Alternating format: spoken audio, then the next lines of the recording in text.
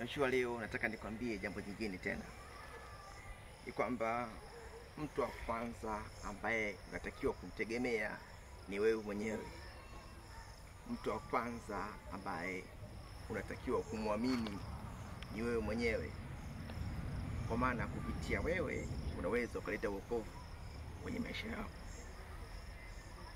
Ukisoma kwenye Biblia kitabu cha Isaya 59 mstari wa 16, imeandikwa, nikaona ya kuwa hapana mtu, nikashangaa kwa sababu hapana mwombezi. Nikasema, mkono wangu ndio utakaoniletea wokovu na haki yangu ndio itakayonisaidia. Si kukiona hapana mtu hata wakukuombea au wakukutia moyo au wakukwambia songa mbele. Hakuna mtu kukumiza, basi mtu ambaye anaifuatia kufanya hilo jambo ni wewe mwenyewe.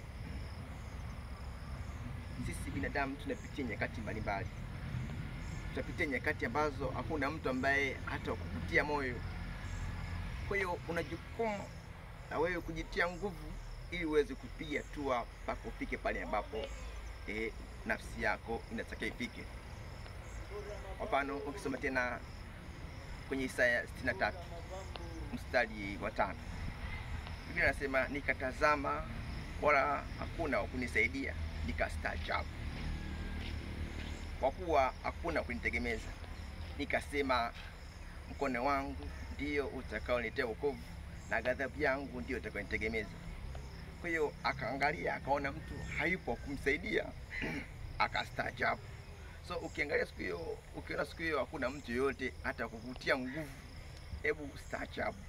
Alafu jiambie nafsi yako kwamba ni mimi ni mwenye wajibu wa kujihimiza ili kusudi nilete wokovu katika maisha yangu.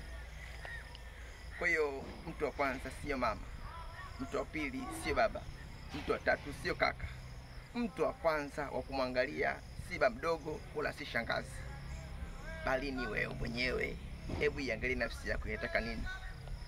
Hata kama baba mdogo hayupo, kaka hayupo, jitie nguvu wewe mwenyewe, maana kupitia wewe utaleta wokovu kwenye maisha yako. Mimi naona mambo yanatokea kama ukianza kuchukua hatua wewe mwenyewe. Si unanielewa vizuri? Paka hapo unanielewa? Asibarikiwe, anza kuchukua hatua. Amen.